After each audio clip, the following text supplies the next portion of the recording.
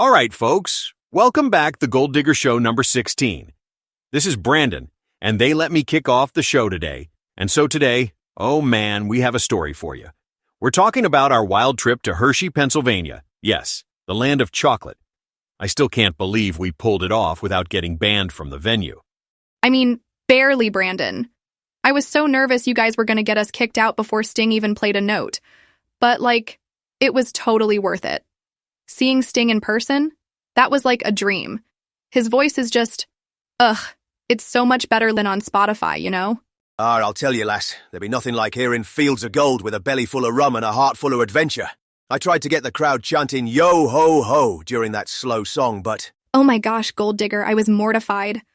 Who starts a pirate chant during every breath you take? People were staring. To be fair, Ms. Ariana, I thought it was a bit funny. But Captain, you did pick the wrong moment. That was a ballad, not a sea shanty. Still, the music was incredible. The way Sting played Roxanne live gave me chills, I'm not gonna lie. Yeah, and the energy in the crowd.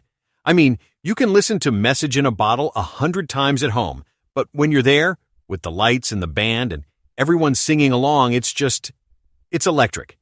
I think I lost my voice for 2 days after. Aye. And I lost me hat. Petey nearly set the seats on fire with his tail, but that's a tale for another time. Where was I going with this?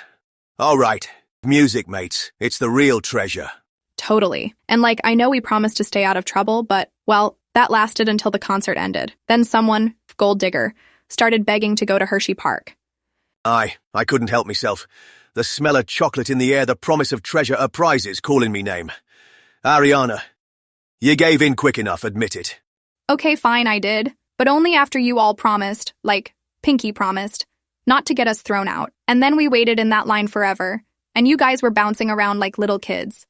I was like, can we please just stick together? Can you blame us? Hershey Park is basically a playground for grown-ups. I was on a mission, though. I needed that flamingo plushie. And the cat one.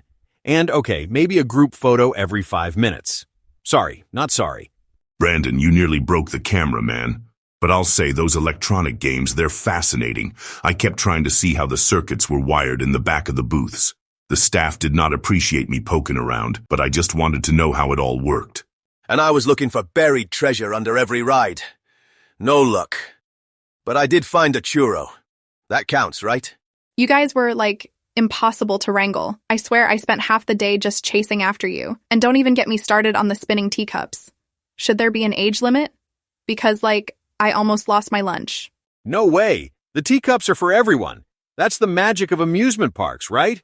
You get to be a kid again, even if you're, old enough to know better. I mean, I might have overdone it on the funnel cake, but it was worth it. I agree, Ms. Ariana. There's something about those places makes you forget your worries, even if the captain here was trying to barter for a chocolate bar with a gold-painted rock. I'm not making that up. It was a fair trade. But they wouldn't take it. Next time, I'll bring real gold. Or at least more rum. Just promise me next time you'll all stay together. My nerves can't handle another day like that. So, after all the rides and games, we basically ate our weight in candy and snacks. I'm not even exaggerating. I think I had 3 chocolate-dipped pretzels, a caramel apple, and was it 2 or 3 milkshakes? It was 3, Brandon. I counted. And then you tried to go on the roller coaster again. I was like, nope, not cleaning that up. I'll admit I felt a bit queasy myself. Too much sugar, not enough real food, but it was worth it for the laughs. Until, well, the captain here decided to make things interesting. I had a surprise for you all. As we were leaving, I pulled out the boss's credit card, shiny as a doubloon. Does the boss know he paid for all this? The look on your face is priceless. I literally couldn't look. I just covered my eyes and pretended it wasn't happening. How much did you charge on the business card? Okay.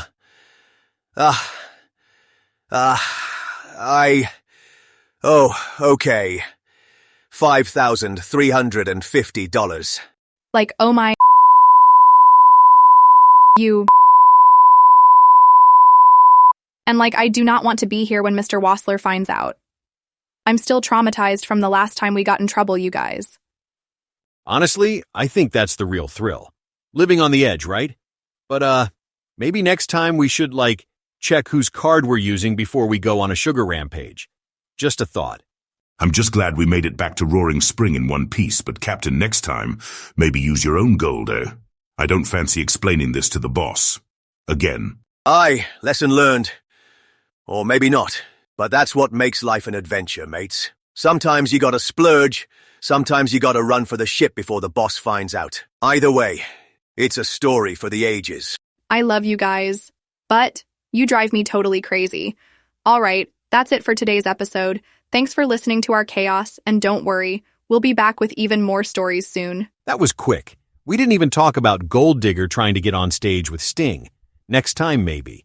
But, yeah, thanks for tuning in, everyone. Bye, guys.